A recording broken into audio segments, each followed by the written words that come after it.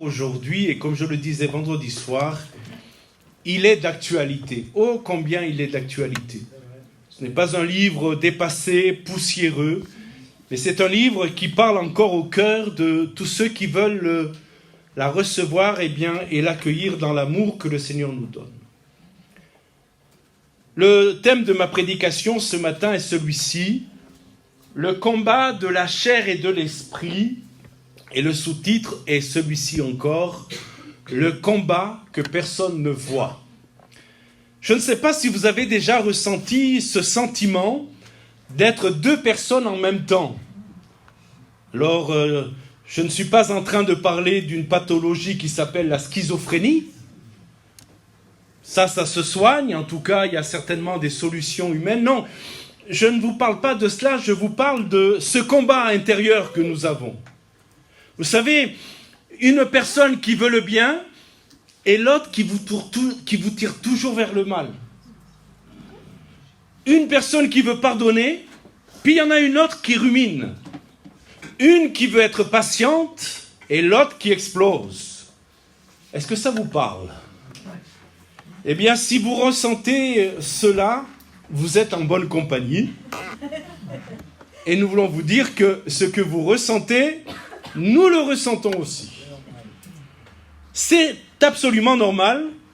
L'apôtre Paul le disait dans Romains chapitre 7, je lis le verset 19, « Car je ne fais pas le bien que je veux, et je fais le mal que je ne veux pas. » Le grand apôtre des nations, quand même, c'est celui qui a dit cela. Et c'est aussi celui qui parle d'une autre manière de cette même réalité dans Galates chapitre 5, versets 16 à 18. On va faire la lecture de ce passage qui sera notre passage de référence ce matin, même si, bien sûr, nous irons piocher d'autres textes bibliques, mais Galates chapitre 5, versets 16 à 17, nous avons étudié déjà dimanche dernier les versets qui précèdent. Maintenant, nous en sommes donc au verset 16 jusqu'au verset 18. Galates chapitre 5, verset 16. « Je dis donc, c'est Paul qui parle, marchez selon l'esprit et vous n'accomplirez pas les désirs de la chair. Car la chair a des désirs contraires à ceux de l'esprit et l'esprit en a de contraires à ceux de la chair. Ils sont opposés entre eux, afin, regardez ce que dit le texte, que vous ne fassiez pas ce que vous voudriez. Si vous êtes conduits par l'esprit, dit le texte, vous n'êtes point sous la loi. Amen. Paul fait référence ici d'un combat dont je viens de parler à l'instant. Ce combat intérieur, cette tension qu'il y a en nous entre la chair et l'esprit. Et mes bien-aimés, ce matin, nous devons en parler avec honnêteté de cette réalité. Ne pas enjoliver les choses. Et nommer cette réalité, c'est déjà, quelque part, y faire face avec réalisme. Paul ne dit pas, si vous êtes chrétien, vous n'aurez plus jamais de mauvaises pensées. Est-ce qu'il y a quelqu'un ici que le jour où il est devenu chrétien, il n'a plus eu de mauvaises pensées? Si c'est le cas, vous êtes une exception et il faudrait vraiment qu'on fasse quelque chose vous concernant.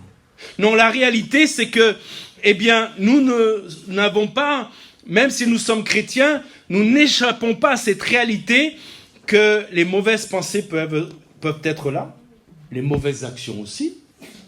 Et la tentation ne disparaît pas. Oh, combien nous aimerions lorsque nous devenons chrétiens et que peut-être, après être nés de nouveau, nous passons par les eaux du baptême. Je me tourne derrière pour vous présenter notre beau baptistère pour les futurs candidats. Combien nous aimerions qu'à partir de ce moment-là, la tentation disparaisse. Mais la réalité, c'est qu'elle ne disparaît pas. La réalité, c'est qu'il y a un conflit en nous.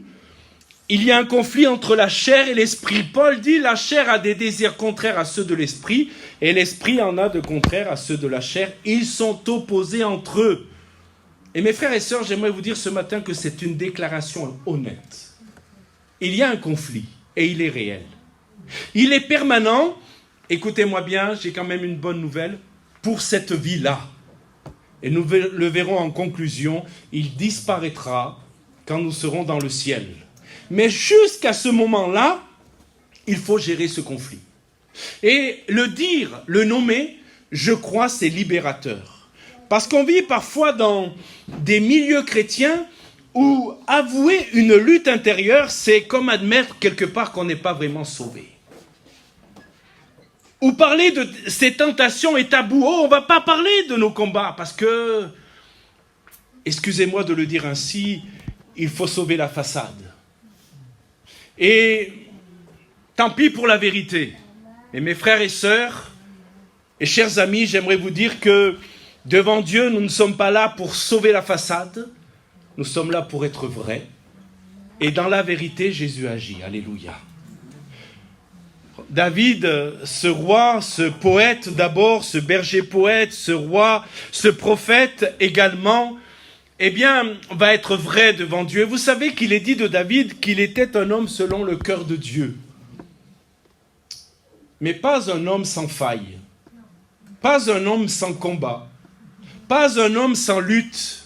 Et dans le psaume 38, verset 4, je lis pour vous, voici ce qu'il dit devant Dieu. Car mes iniquités ont dépassé ma tête, comme un fardeau pesant, elles sont trop lourdes pour moi. Vous voyez, ce qui a plu dans le cœur de Dieu par rapport à David, c'est son honnêteté devant lui. C'est pas un homme qui était là dans la façade, dans le jeu de rôle. Il était vrai devant Dieu. Et qu'est-ce qu'il dit devant Dieu ? Il dit que les iniquités ont dépassé sa tête et que ce fardeau est trop pesant pour lui. Je répète ce matin rapidement, nommer ce combat, c'est un acte de courage et c'est un acte de foi. Mes amis, il n'y a pas de guérison, il n'y a pas de délivrance, il n'y a pas de rupture avec la chair si d'abord nous ne confessons pas cette réalité en nous. Oui, nous avons un combat. Oui, la chair est encore là. Oui, elle est présente trop souvent. Et oui, eh bien, nous avons besoin de la nommer pour en remporter la victoire. Maintenant, voyons ensemble qu'est-ce que la chair.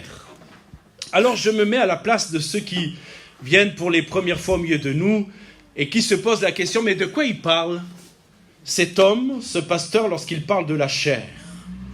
Alors, il faut prendre le temps pour expliquer ce mot parce qu'il est souvent mal compris. Quand Paul parle de la chair, en grec c'est sarx, il ne parle pas du corps humain. Il ne parle pas de votre corps qui est mauvais.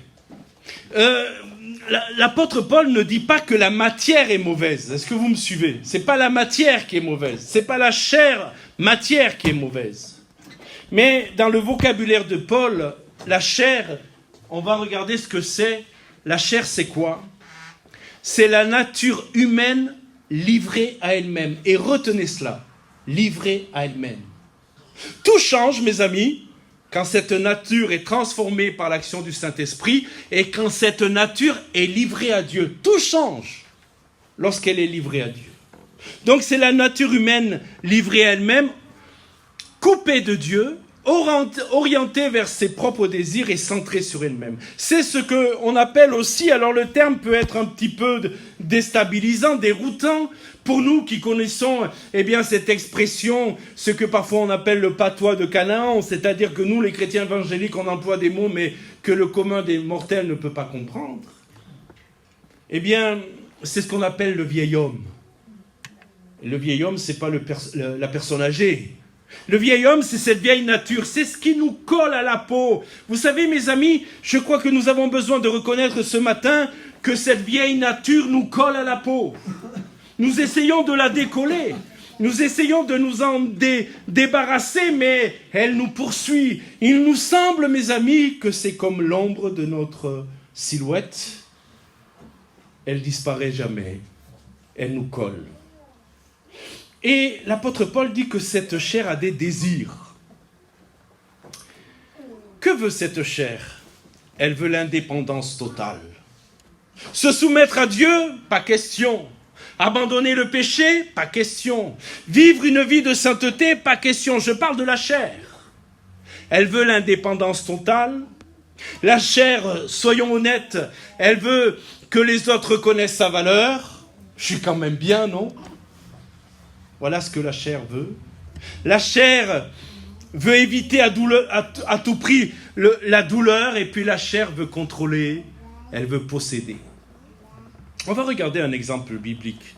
Peut-être que vous vous souvenez d'Ésaü. Vous vous rappelez d'Ésaü? Ésaü revient de la chasse. Il revient de la chasse, il est épuisé, il est affamé. Et son frère Jacob est en train de préparer un bon potage aux lentilles. Ça sent bon. Ça sent bon, et Jacob a fait les choses. Il a préparé cela comme un chef de cuisine, parfaitement. Et quand Ésaü arrive, il sent ce bon repas. Les papilles sont en train de se développer. Le ventre est en train de gargouiller. Et voilà que l'Écriture nous dit que la chair va parler. Suivez-moi. La chair va parler. Que va dire la chair? C'est dans Genèse chapitre 25, verset 32, je le lis. « Voici, je suis à toute extrémité. À quoi me servirait le droit d'aînesse? Et vous connaissez l'histoire. Il a vendu son droit d'aînesse pour un plat de lentilles. » Écoutez-moi bien, un instant de faiblesse. Un seul instant, et il vend son héritage éternel pour un repas. Pour un repas.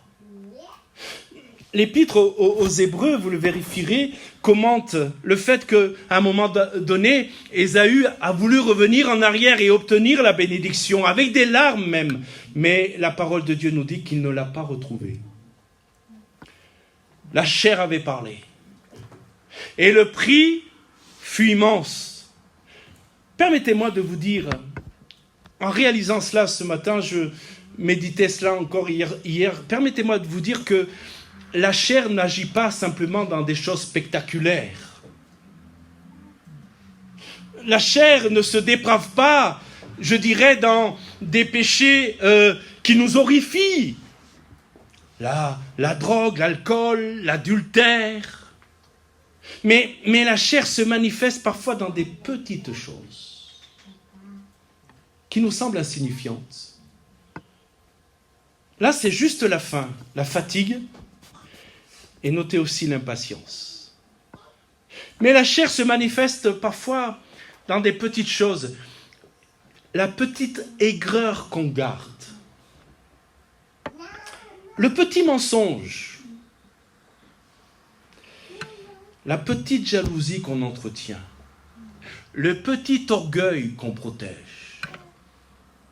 Il y a un texte de l'Écriture qui revient sur mon cœur, c'est ce texte qui dit de faire attention aux petits renards. Est-ce que vous avez vu des renardeaux? Pas en vrai peut-être, mais c'est magnifique un renardeau, oui ou non? C'est beau.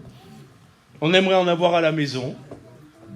On lui donne quelques croquettes qui le nourrissent. Et le petit renardeau avec sa belle queue panachée là, ah, il est magnifique. Mais écoutez-moi bien, le petit renardeau deviendra grand. Et à un moment donné, il va révéler l'instinct animal et sauvage qu'il a. Et mes amis, ce que je voudrais dire, peut-être avant d'aller plus loin ce matin, c'est qu'il faut faire attention à ces petites choses qui semblent insignifiantes, mais qui sont quand même la manifestation de la chair. Il ne faut pas non plus trop juger et condamner ceux qui commettraient peut-être des péchés que nous mettrions peut-être à un niveau supérieur au nôtre. Non, nos petits compromis sont aussi graves que les grands péchés. C'est la chair. Et puis, il est question de l'esprit. Et là, nous allons rentrer dans quelque chose qui va nous amener vers la victoire. Voulez-vous être des victorieux ce matin? Si comme moi, vous vous débattez avec votre ancienne nature, et j'ai pas honte de le dire, mon ancienne nature est là, et j'ai besoin qu'elle soit maîtrisée par le Saint-Esprit. L'esprit, dit l'apôtre Paul, lui, a des désirs contraires à ceux de la chair. Face à la chair, Paul place l'esprit de Dieu, le Saint-Esprit. Et il faut dire dès à présent et faire un petit peu de théologie pratique, que dès que nous nous convertissons, que nous naissons de nouveau, la Bible nous dit que notre corps devient le temple du Saint-Esprit. Amen. C'est mystérieux.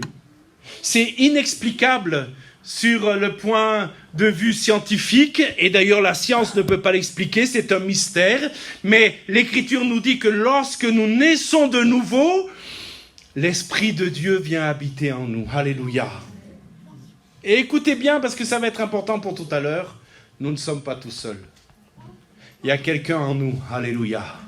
Il y a quelqu'un qui vit en toi, mon ami. Il y a quelqu'un qui vit en toi, mon frère, ma sœur. Amen. Il y a quelqu'un qui vit en toi. Et ce quelqu'un, c'est lui qui va te donner la victoire. Que désire le Saint-Esprit? Quels sont les désirs de l'Esprit? Eh bien, le Saint-Esprit désire la sainteté. Amen. Les choses saintes, les choses pures. Le Saint-Esprit désire la communion avec Dieu. Le Saint-Esprit désire l'amour véritable. Le Saint-Esprit désire la justice et la paix. Et la bonne nouvelle, c'est que si vous êtes en Christ, et tout à l'heure, le verset choisi pour la Sainte Seine par notre frère débutait par « Si quelqu'un est en Christ, il est une nouvelle créature. » Les choses anciennes sont passées, voici toutes choses sont devenues nouvelles. Mais si vous êtes en Christ, écoutez bien, c'est la bonne nouvelle de ce matin, si vous êtes en Christ. Et si vous ne l'êtes pas, vous pouvez être en Christ. Jésus peut se révéler à vous. Nous le verrons tout à l'heure à la fin de ce message. La condition, c'est de s'ouvrir à la grâce de Dieu. La condition, c'est pas de performer. Toutes les religions nous amènent à performer. Toutes les religions nous disent si tu pries assez, si tu jeûnes assez, si tu fais ceci assez, si tu fais, peut-être, parce qu'il n'y a aucune certitude, peut-être tu pourras connaître une vraie libération. Mais l'évangile, et je suis heureux de prêcher l'évangile nous dit que tu ne peux pas faire, tu n'as pas les moyens de faire. Mais tu peux te livrer à l'Esprit. Tu peux t'ouvrir à l'action du Saint-Esprit. Tu peux t'ouvrir à Jésus. Et la bonne nouvelle, mes amis, c'est que si vous êtes à Christ, vous n'êtes plus livré seul à la chair. Écoutez-moi bien. Il y a en vous quelqu'un qui combat avec vous et pour vous. Notez-le bien. Il y a en vous quelqu'un qui combat avec vous et pour vous. C'est l'Esprit de Dieu. Écoutez bien, ça c'est merveilleux. Ce n'est pas vous contre vous. C'est vous avec l'Esprit contre la chair. Vous me suivez? Ce n'est plus vous contre la chair. Oh, moi pendant des années, conscient de mon péché, conscient que j'étais un pécheur, conscient que je devais rendre des comptes à Dieu pour mon péché. J'ai essayé par mes propres moyens de faire taire cette chair. Je l'ai maîtrisée, j'ai cru la maîtriser. Et puis, à un moment donné, elle s'est manifestée comme jamais. Je l'ai domptée un temps, mais je ne suis jamais arrivé à la vaincre. Mais la bonne nouvelle ce matin, c'est que si nous sommes à Christ, l'Esprit de Dieu étant en nous, ce n'est plus nous contre la chair, c'est nous, oui, parce qu'il faut notre volonté, mais écoutez-moi bien, c'est nous avec l'Esprit contre la chair. Dans la première configuration, c'est l'échec. Dans la deuxième configuration, c'est la victoire. Alléluia. Quand Étienne a été lapidé, vous connaissez le diacre Étienne. Vous le vérifierez dans Acte 6. Vous savez que Étienne fait face à ses accusateurs. On l'a traîné sur la place publique. On a déjà saisi des pierres pour le lapider. Et l'un des témoins de ce premier martyr chrétien, dans le livre des Actes, l'un des témoins ne fut autre que l'apôtre Paul qui s'appelait alors Saul de Tarse. Et les pierres sont saisies. Dans quelques instants, il va être mis à mort par lapidation. Quel est son crime? Il a prêché Christ. Il a parlé de Jésus. Et cela a suffi pour le condamner à mort par les religieux qui avaient eux-mêmes déjà condamné à mort Jésus-Christ. Et dans Acte 6, verset 15, je lis le verset. Tous ceux qui siégeaient dans le Sanhédrin fixaient les yeux sur Étienne et ils virent que son visage était comme le visage d'un ange. Mes frères et sœurs, c'est extraordinaire ça. Parce que vous êtes là devant le tribunal qui vous condamne à mort. Sanhédrin, 70 personnes, tous vous condamnent à mort, vous êtes là, vous êtes condamnés à mort. Moi, je crois que dans une telle situation, je parle pour moi, certainement, je n'aurais pas eu le visage d'un ange. Mais peut-être un visage fermé, dur. Surtout parce qu'il y a une injustice. Vous savez ce que la chair aurait dit à Étienne? La chair aurait dit à Étienne, fuis, nie, protège-toi, renonce à ce que tu as prêché, dis que tu reviens en arrière, dis que tu renonces à Jésus. Ça, c'est ce que la chair aurait pu dire à Étienne. Oui, mais mes frères et sœurs, comme je le disais il y a quelques instants, l'Esprit de Dieu était en lui. Alléluia. Et il y a un tel miracle, parce que cela relève du miracle. Eh bien, Étienne, avec le Saint-Esprit, au lieu de renoncer à Jésus, a rayonné de la gloire de Dieu. Au moment le plus violent de sa vie, son visage rayonne. La chair aurait dû produire la terreur, l'Esprit produit une paix surnaturelle. Mes frères et sœurs, juste avant de mourir, est-ce que vous savez qu'Étienne a levé les yeux vers le ciel? Et il a vu quelque chose qu'on ne voit qu'une fois dans le Nouveau Testament. Jamais nous ne voyons cela. La Bible nous dit que Jésus est remonté auprès du Père, vous connaissez cela, et la Bible dit qu'il est assis à la droite du Père. Assis. C'est la position de Christ. Siégeant comme le roi des rois, le Seigneur des seigneurs, mais quand le Seigneur permet que le ciel s'ouvre et que Étienne découvre ce qui se passe dans le ciel. Écoutez-moi bien, dans le ciel, Jésus est debout. Jésus est debout, à la droite du Père. Pour moi, il y a deux choses. Debout, parce que mes amis, quand on attaque un de ses enfants, Jésus ne reste pas assis. Il y a des parents ici. Si quelqu'un venait dans ce lieu pour faire du mal à vos enfants, je suis convaincu, que ni le papa ni la maman resteraient les bras croisés en disant « fais du mal à mon enfant, vas-y ». Il va se lever, oui ou non? Et même si c'est une petite sœur qui n'est pas très forte, elle va se lever. Mes amis, les mamans peuvent devenir des tégresses. Ne touchez pas aux enfants devant les mamans, je ne vous le conseille pas. Première chose, Jésus se lève. Parce qu'on fait du mal à son enfant. Et écoutez-moi bien, je crois que quand on nous fait du mal, Dieu se lève. Et deuxième chose, Jésus se lève pour dire à Étienne, tu vas passer par la mort, ça va être terrible. Quoique la Bible nous dit qu'il s'est endormi. J'en fais pas une doctrine, mais j'ai le sentiment que Jésus a anesthésié Étienne, pour qu'il supporte cette mort terrible. Mais la deuxième chose, écoutez bien, c'est très intéressant, la deuxième chose, c'est qu'en voyant Jésus debout, Jésus dit à Étienne, je me lève, je t'accueille. Je te reçois, je t'accueille. Tu peux venir, sois en paix. Les hommes te rejettent, les hommes te tuent, mais moi je t'accueille. Mes amis, je vais avancer. J'aimerais prendre ce quatrième point tellement important pour connaître la victoire dans nos batailles intérieures. Quatrième point, c'est se laisser saisir par le Saint-Esprit. Paul ne dit pas, pour vaincre la chair, écoutez-moi bien, Paul ne dit pas, faites des efforts. En vérité, nous avons fait des efforts. Et en vérité, nous n'y sommes pas arrivés. Par nos propres forces, nous n'y sommes pas arrivés. Paul ne dit pas, faites des efforts. Paul dit, marchez selon l'Esprit. Paul dit, laissez-vous conduire par l'Esprit. Et il y a une nuance entre ces deux choses. L'une, écoutez-moi bien, c'est l'activisme spirituel. Ça, c'est la religion. L'activisme religieux. Je me bats, je serre les dents, je résiste pour ne pas faire ma volonté. J'essaye par moi-même. L'autre position, c'est je reconnais que je ne peux pas seul. Amen. Je reconnais que je n'y arrive pas seul. Alors je m'ouvre à celui qui peut me donner la victoire. Vous êtes avec moi, mes bien-aimés? Je n'y arrive pas seul. Quand on était enfant, ma maman, nos parents nous disaient « Dis bonjour à la dame et mouche ton nez ». Oui. Elle nous donnait des choses à faire. « Dis bonjour ». Oui.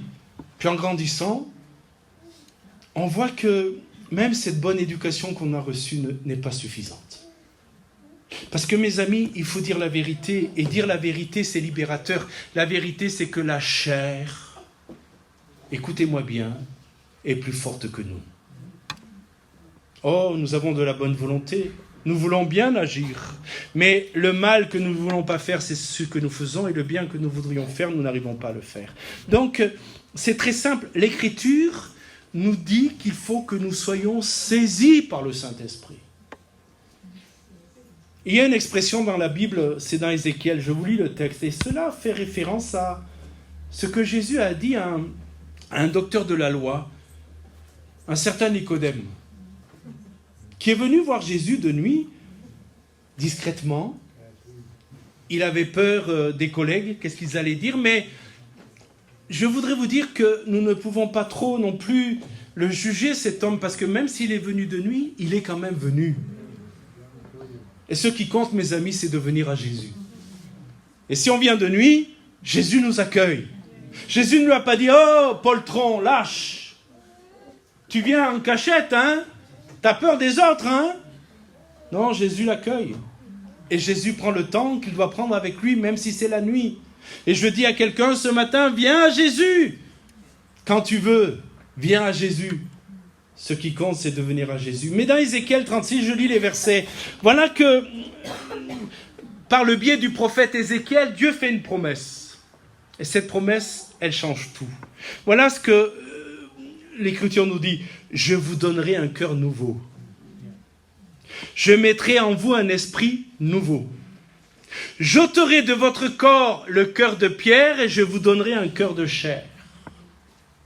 Je mettrai mon esprit en vous et, écoutez bien, je ferai en sorte que vous suiviez mes ordonnances.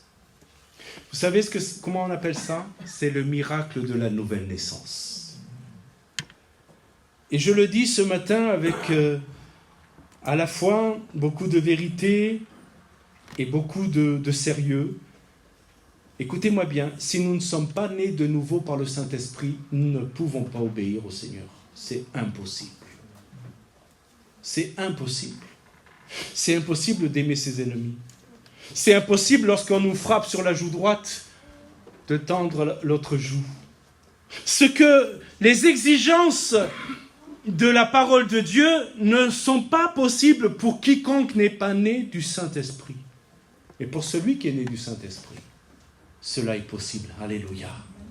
Quand nous naissons de nouveau, quand nous nous convertissons, eh bien, vous devez vous souvenir, mes frères et sœurs, lorsque cela s'est produit dans votre vie, vous ne vous reconnaissez pas vous-même. Et votre entourage ne vous reconnaît pas. Les gens autour de vous se posent la question, mais qu'est-ce qui t'est arrivé ? Depuis que tu vas dans cette église, tu n'es plus le même. Alors mes frères dans ma famille me disaient, mais Francis, tu as changé. Qu'est-ce qui t'arrive? Tu n'es plus le même. Ils étaient contrariés que j'ai changé. Parce que j'allais plus faire la fête avec eux. Parce que j'avais laissé ma vie dépravée pour marcher en nouveauté de vie avec Jésus. Et mes amis, ce que je vous souhaite, c'est que vous naissiez de nouveau. C'est que par le Saint-Esprit, vous ayez une nouvelle nature. C'est l'Esprit qui produit en nous cette capacité de faire. Se laisser saisir par le Saint-Esprit, écoutez-moi bien, ce n'est pas une expérience mystique. Ça reste un miracle, mais ce n'est pas du mysticisme. C'est une posture quotidienne, concrète, décidée. Rapidement, avant d'aller vers la conclusion. Qu'est-ce que cela signifie être saisi par le Saint-Esprit? Premièrement, reconnaître notre impuissance. Le premier geste pour se laisser saisir, c'est admettre qu'on ne peut pas s'en sortir tout seul. Si ce matin, vous pensez que vous pouvez vous en sortir tout seul, jamais le Saint-Esprit ne vous saisira, jamais. Mais si vous vous humiliez, si vous capitulez devant Dieu, alors le Saint-Esprit vous saisira. Deuxième chose, Après s'être reconnu impuissant, deuxième chose, donner accès à l'Esprit.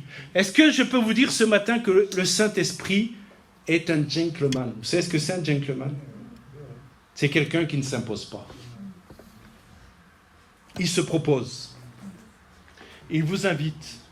Il frappe à votre porte. Comme Jésus pouvait le dire pour une certaine église, je suis à la porte, mais je frappe, et si tu ouvres, j'entrerai. Et mes amis, si nous voulons connaître ce miracle, il faut donner accès au Saint-Esprit. Qu'est-ce que ça veut dire? Il faut s'ouvrir. Et j'aimerais dire à ceux peut-être qui nous visitent pour les premières fois, ne vous inquiétez pas. Le Saint-Esprit est bon. Et ce qu'il fait dans nos vies est merveilleux. Si on lui ouvre l'accès de nos cœurs, il agit d'une manière surnaturelle et il nous transforme. La troisième chose, il faut nourrir sa relation avec l'Esprit.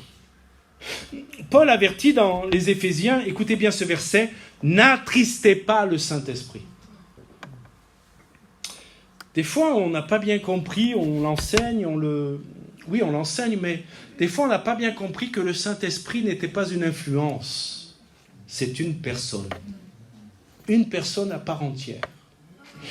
Et étant une personne, il n'est pas fait de chair et de sang, il est esprit, mais tout en étant esprit, il est une personne. Et comme il est une personne, on peut l'attrister. On peut le réjouir aussi.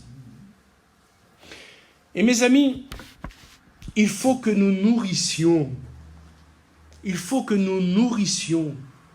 le Saint-Esprit. Comment nous pouvons grandir dans cette vie de l'Esprit, cette conduite par l'Esprit? Mes amis, je vais vous dire, un des premiers secrets, c'est étudier la parole de Dieu.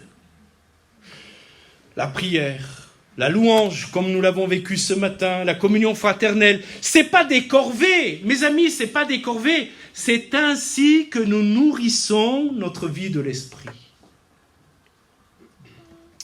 Est-ce qu'on peut avancer et aller à l'image du chien, s'il te plaît, pour aller plus vite et terminer dans quelques instants? Marcher selon l'Esprit, c'est quelque chose que nous faisons un pas après l'autre. Regardez ce que l'apôtre Paul dit. Paul emploie le mot péripatéo pour parler de marcher. Il ne dit pas courez, il dit marcher. Vous savez pourquoi?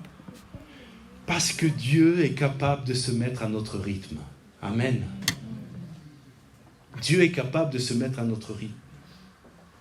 Et marcher par l'Esprit, ça veut dire rester à l'écoute de l'Esprit. Alors vous allez me dire, mais il a dit que ce n'était pas mystique, mais ça semble mystique quand même. Non, vous savez, c'est se lever le matin et remettre notre journée entre les mains du Saint-Esprit et dire, Saint-Esprit, aujourd'hui, puisque c'est une personne, conduis-moi.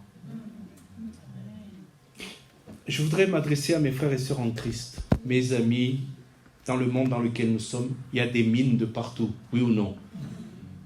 Il y a des mines qui sont mises de partout pour qu'on explose. Je parlais à un frère, cet gentil collègue de travail. Je vais être très clair, qu'avec les beaux jours, la jupe raccourcie. Vous me suivez? Cet gentil collègue de travail. Ma sœur, ce gentil garçon qui te sourit plus que ton mari en ce moment. C'est ça la vie. Il y a des mines. Et avant de partir, demandez aux démineurs d'être avec vous. Alléluia. On est très pratico-pratique. Demandez au Saint-Esprit d'être avec vous. Je te remets cette journée, Seigneur. Je peux tomber dans un piège. Seigneur, ouvre mes yeux. Alléluia. Afin que je ne tombe pas dans le piège. Imaginez que vous ayez 2 chiens. Vous avez vu ce petit chat comme il est tranquille? Chat et chien, en général, ça ne fait pas bon ménage. Hein? Ça dépend. Ça dépend du chat. Et du chien. Écoutez, parce que je vais vous laisser cette image, elle va marquer votre cœur pour terminer dans quelques instants. Imaginez, vous avez 2 chiens en vous. Vous vous rappelez les 2 personnalités qui étaient en nous au départ? Les 2 natures, pardon. Alors vous avez 2 chiens en nous. L'un est nourri par l'esprit, l'autre par la chair. Et ils se battent constamment. lequel va gagner? Celui que vous nourrissez le plus. C'est aussi simple que ça. Et en vous, il y a deux chiens. En nous, il y a deux chiens. L'un qui est la chair, l'autre qui est l'esprit. Mais si vous nourrissez l'esprit, il va remporter la bataille contre la chair. On va être pratico-pratique. Si vous lisez la Bible le dimanche matin, quand le pasteur dit « on va lire la Bible », tiens, je vais lire la Bible cette semaine. Si le pasteur me demande, j'aurais dit « oui, au culte, je l'ai lu avec toi, frère ». Si tu pries que lorsque ça va pas, si tu ne loues que lorsque tu te dis « tiens, je me sens pas trop mal, là, je vais louer le Seigneur ». Mais en même temps, tu passes du temps sur des choses qui nourrissent ta chair. Pas des choses mauvaises en soi. Mais tu ne nourris pas ta chair. Eh bien, écoute-moi, le chien de ta chair est en train de prendre des gros crocs. Et il va gagner sur l'esprit. Maintenant, si tu fais l'inverse, si tu nourris l'esprit par la lecture de la Bible quotidienne, par la prière, pas passer 3 heures dans la prière, mais prendre un moment, 10, 15 minutes, c'est pas le temps qui compte, c'est la qualité de communion qu'on a avec Dieu. Si tu prends le temps, et je vais le dire, de venir dans la maison de Dieu pour être enseigné dans sa parole, tu nourris l'esprit. Tu nourris l'esprit. Et dans la bataille qui se livre en toi en ce moment, c'est l'esprit qui va gagner. Je termine avec le verset 16. On termine avec le verset 16. Paul dit « Marchez selon l'esprit et vous n'accomplirez pas les désirs de la chair. » On pourrait dire « Marchez par la chair et vous n'accomplirez pas les désirs de l'esprit. » Mais Paul n'entrevoit pas cette éventualité. Il dit « Marchez selon l'esprit et vous n'accomplirez pas les désirs de la chair. » Écoutez, et je vais conclure avec ça. Paul ne dit pas « Vous n'aurez pas de désir de la chair. » Vous comprenez? Paul ne dit pas « Vous n'aurez pas de désir de la chair. » Paul dit « Vous ne les accomplirez pas. » La différence est fondamentale. Je le disais tout à l'heure, la tentation ne disparaît pas. Et vous savez que Jésus lui-même a été tenté. Tenté 40 jours dans le désert, tenté par le diable, sur les 3 grands territoires de la chair. Essayez de réfléchir à ça. Le pain, la nourriture. Et mes frères et sœurs, heureusement que Jésus n'était pas Ésaü, hein, parce qu'il aurait transformé les pierres en pain. L'esprit dominait Jésus. Dans le bon sens du terme, dominait. Regardez, les 3 choses que la chair recherche. La nourriture, le pain, le pouvoir et la gloire. Ça, c'est le champ d'action de la chair. Mais quand le diable est venu tenter Jésus, Jésus a dit, oui, tu connais bien la Bible. Laissez-moi vous dire que le diable connaît bien la Bible. Il la connaît bien. D'ailleurs, pour avoir la prétention d'attaquer le Verbe lui-même, la parole de Dieu elle-même, c'est qu'il avait quand même des munitions pour le faire. Il connaît bien la Bible, le diable. Mais Jésus la connaît mieux que lui. En tout cas, il sait comment lui répondre. Et quand le diable attaque Jésus, Jésus répond, il est écrit. Il est écrit. Il est écrit. Et je conclus en vous disant cela ce matin, la marche selon l'esprit passe aussi par la parole mise en bouche. Vous êtes avec moi là? La marche par l'esprit passe aussi par la parole mise en bouche, la parole apprise, méditée, intégrée, et qui devient une réponse au moment de la tentation. Alors ce matin, par la grâce de Dieu, je conclus en vous disant cela. Ne vous découragez pas. Dis à ton voisin, ne te décourage pas. Que le voisin ne dise pas, mais moi ça ne me concerne pas, parce que ça nous concerne tous. Ne vous découragez pas. Je disais, s'il y a une lutte intérieure en vous, mes frères et mes sœurs et mes amis, s'il y a une lutte en vous, vous êtes en bonne compagnie. Parce que vos luttes, on les connaît aussi. Mais écoutez bien, ne vous découragez pas. Ne vous effondrez pas sur vous-même si vous avez cédé hier. Relevez-vous. Alléluia. Relevez-vous. Ouvrez votre cœur et dites, Esprit, s'il te plaît, saisis-moi encore. Esprit, s'il te plaît, saisis-moi encore. C'est de cela dont j'ai besoin ce matin. D'être saisi par le Saint-Esprit. Recueillons-nous un instant, mes amis. Nous allons nous tenir dans la prière. Courtement, mais sérieusement. Courtement, mais avec foi.